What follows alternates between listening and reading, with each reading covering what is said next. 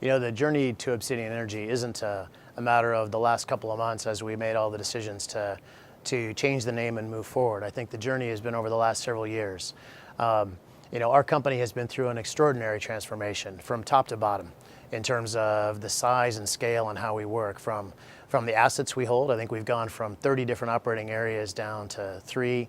From the people we have in terms of focusing and picking people who are so dedicated to the individual development plays we have, to thinking top to bottom about how we work and how we allocate capital. I think the thing I'm most proud of in the transition of Obsidian Energy is the energy and enthusiasm of the company around trying to build a special place for people to work at and for us to really develop an oil and gas business that we were proud of.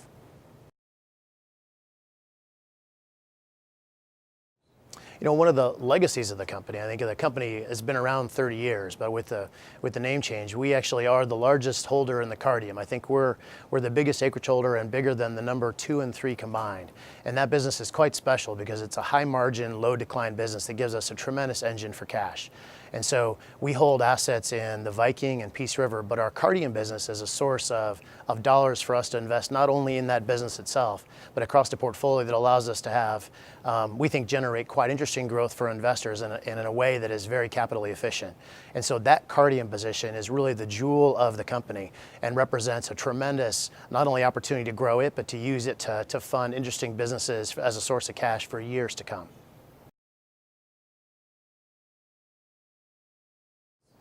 I think as a company, we only have about a 20% corporate decline. It's actually about 19%.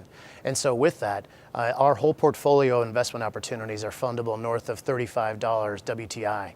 So if you think about the current price environment, and we're sort of believers in a range-bound world of $40 to $60 WTI. If you think about that world, we have a portfolio that's fully fundable. We have a business that has shallow declines. And so the nice thing about us is we can choose the pace and scale of our investment campaign to toggle growth that's attractive to investors, but also allows us to live within our cash flow.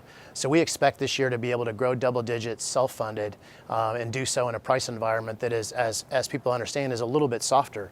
But we think our portfolio is such that it's robust enough to still draw investment grade capital even in this world.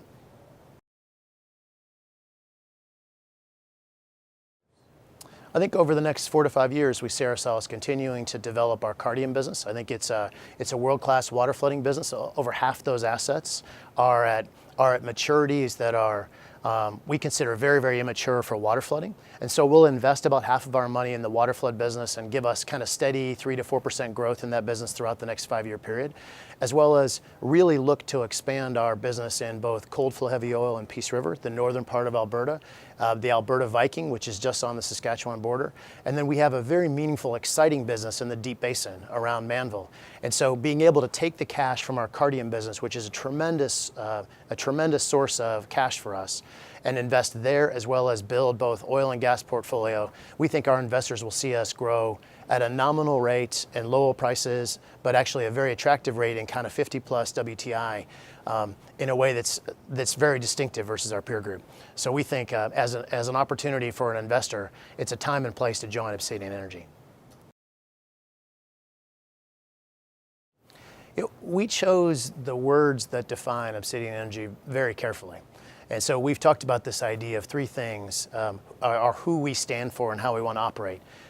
Our discipline, our being relentless, and being accountable.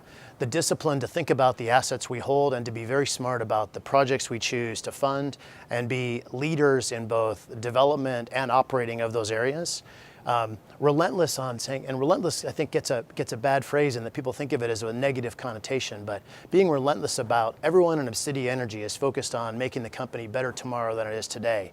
Constantly thinking about how do we strike unique deals, how do we think about innovation on driving the lowest well costs, on developing wells in a way that's truly distinctive in our marketplace. And in the end, to be accountable, to be in the communities we serve, to our shareholders, to be someone that people look at that we are going to do what we say.